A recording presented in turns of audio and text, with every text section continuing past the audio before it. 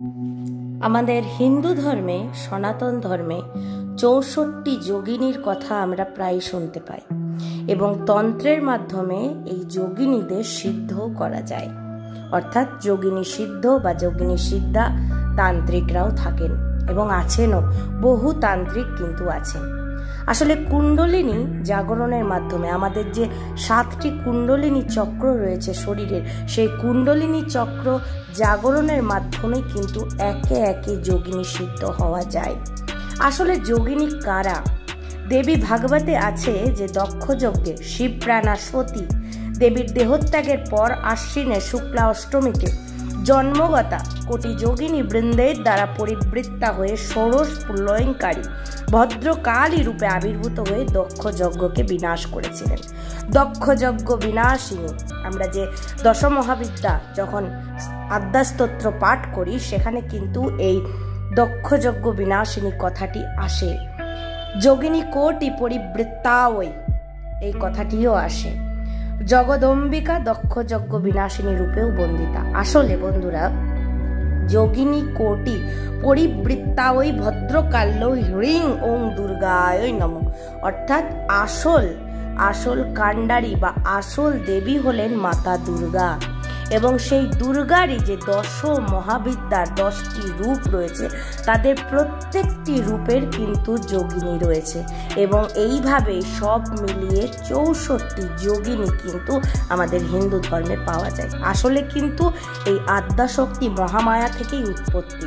মহাকালী, ভদ্রকালী, আদ্যাশক্তি মহামায়াই আসলে এই 64 যোগিনীর মূল আসলে শক্তি বা আধার যাকে বলা হয়। এবার আজকে জানবো যে 64 যোগিনীর মন্দির কোথায় অবস্থিত। বিভিন্ন তান্ত্রিকরা কিন্তু এই 64 যোগিনীকে সিদ্ধ করার জন্য নেমে পড়েন।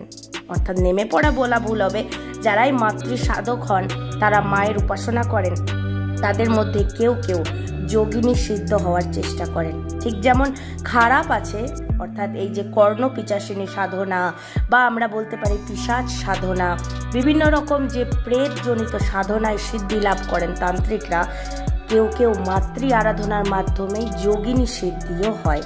কিছুই না, যোগিনী সিদ্ধ হলে সেই মানুষ ভূত ভবিষ্যৎ বর্তমান বলার ক্ষমতা রাখেন।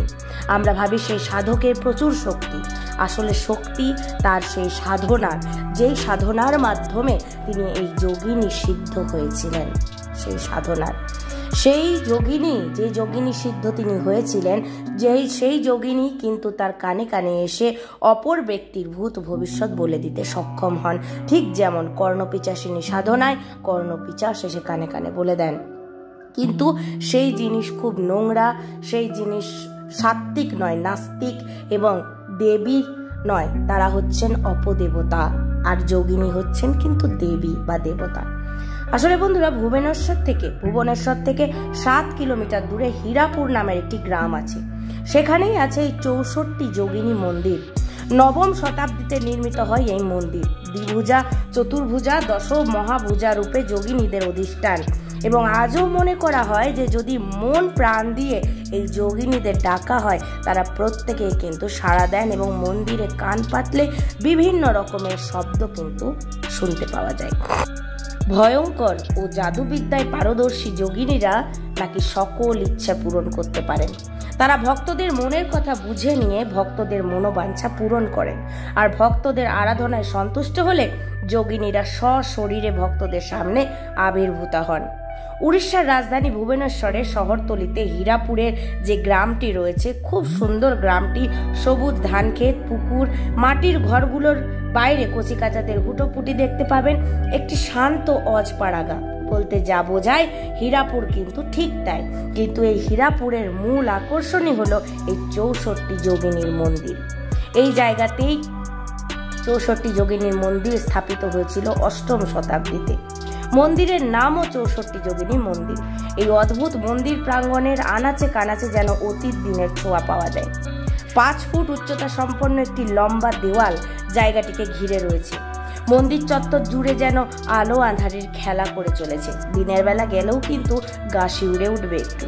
আর এই ঘেরা জায়গাটায় প্রবেশ করলে আপনি একটি অদ্ভুত ধরনের নিস্তব্ধতা অনুভব করবেন।